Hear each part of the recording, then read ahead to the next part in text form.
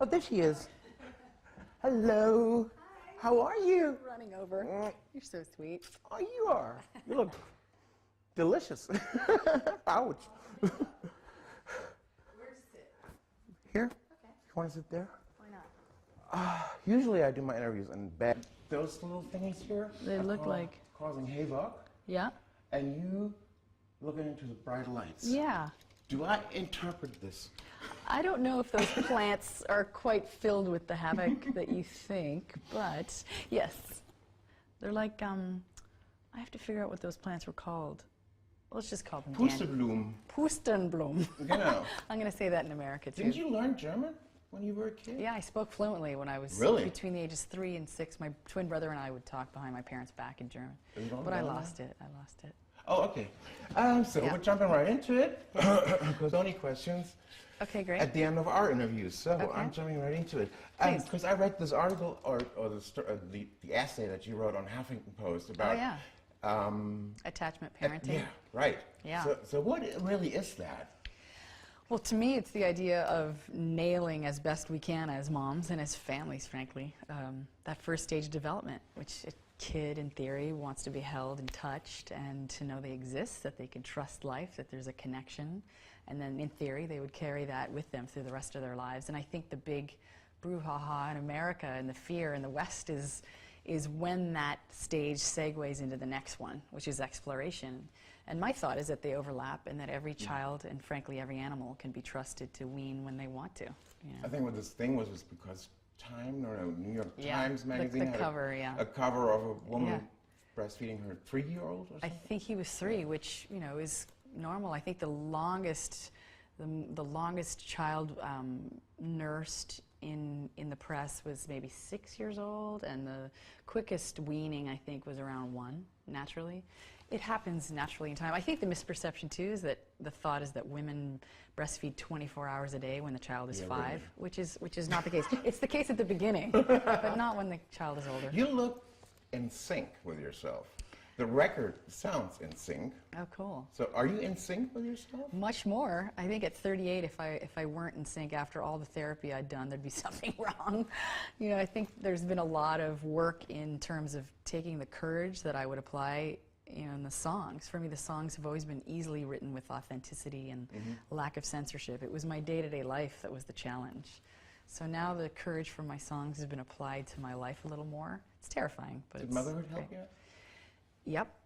The song Guardian, the chorus, is about my protectorship of my son's safety and freedom. And then I realized in the verses that I had to, you know, really buck up and pull up my bootstraps and be a parent and a mom to my own self, too. So that's what the verses are. I like, you know what my impression of the record is? I listen to it 5 times a day. Oh, wow.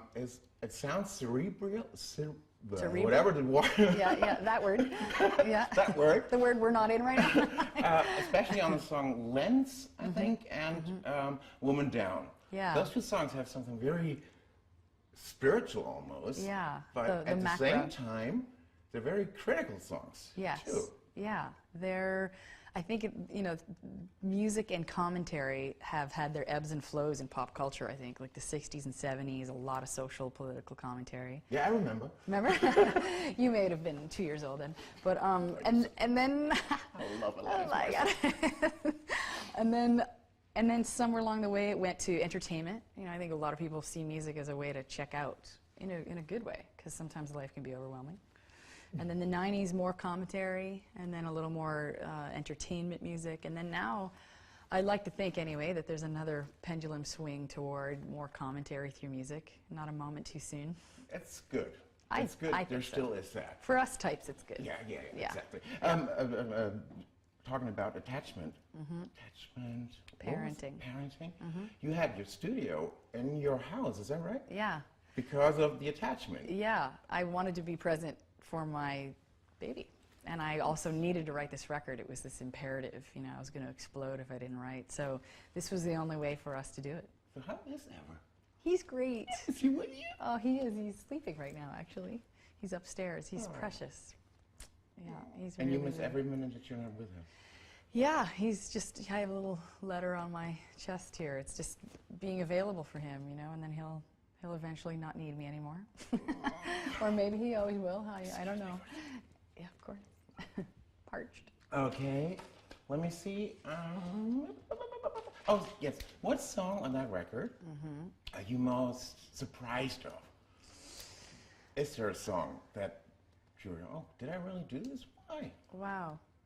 I think Edge of Evolution is the one that most surprises me in terms of my willingness to talk about consciousness, such a lofty topic in a song. And there were a few people that wanted to talk me into not putting that song on the record. But I just think it's such a natural part of the human journey to accept the story of it all, the egoic unfoldment, you know, and then this truth that kind of underlies all the stories, you know, and that are exempt from it and part of it at the same time. I had to comment on that, and I like to think it's an entertaining sonic landscape enough that if it's too lofty, people can just listen to the music. The whole thing is very in sync, like I said before. Really, I hope it does well. Thanks. Really.